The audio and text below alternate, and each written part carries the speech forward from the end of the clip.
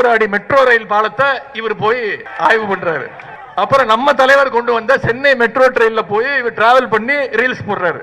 நம்ம தலைவர் ஆட்சியில நாம கட்டின மெட்ரோ ட்ரெயினை போய் இவர் வந்து ஆய்வு செய்கிறாரு அப்படின்னு சொல்கிறாரு. அப்போ சேல சோழ பாண்டியர்கள்லாம் கட்டியிருப்பாங்கல்ல பிரிட்ஜு, மேம்பாலங்கள் கட்டியிருப்பாங்கல்ல, அந்த பிரிட்ஜை திமுக காரங்க யாருமே போய் ஆய்வு செய்யலையா? செஞ்சுருக்கீங்களா? மு.க. ஸ்டாலின்லேருந்து, கலைஞர்லேருந்து, உதயநிதியிலேருந்து, அந்த கட்சியை சார்ந்த திமுக கட்சியை சார்ந்த பல பேர் வந்து அந்த பிரிட்ஜை எதுக்கு ஆய்வு செய்கிறீங்க? அது யாரோ கட்டின, ராஜா காலத்தில் கட்டின பிரிட்ஜெல்லாம் எதுக்கு ஆய்வு செய்கிறீங்க? அந்த பிரிட்ஜெலாம் நல்லா இருக்கா? அதில் என்ன வேலைகள் இருக்குதா? சரி செய்ய வேண்டிய வேலைகள் இருக்குதா? நல்லா பராமரிப்பாக இருக்குதா? அதில் என்ன பிரச்சனை இருக்குதா அப்படின்னு சொல்லிட்டு ஆய்வு செய்ய போவாங்க.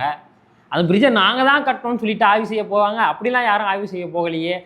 விஜய் அவர்கள் மெட்ரோ ட்ரெயின் எப்படி இருக்குது, மக்களுக்கு வசதியாக இருக்குதா, மேற்கொண்டு எதனா வந்து மேம்படுத்தலாமா, எதனா பிரச்சனைகள் இருக்குதா, எதனா கழிவறைகள்லாம் சரியாக இருக்குதா, பப்ளிக்லாம் எந்த பிரச்சனையுமே இல்லாமல் போயிட்டு வராங்களா, நேரடியாக அவங்கள சென்று அவங்கக்கிட்ட கேட்டு தெரிஞ்சு ஆய்வு நடத்துகிறார். தன்னுடைய மாநிலத்தில் இருக்கக்கூடிய ஒரு நிர்வாகமும் சரியாக செயல்படுதா அப்படின்றத அவர் ஆய்வு செய்ய வேண்டியது முதலமைச்சராக அவருடைய கடமை.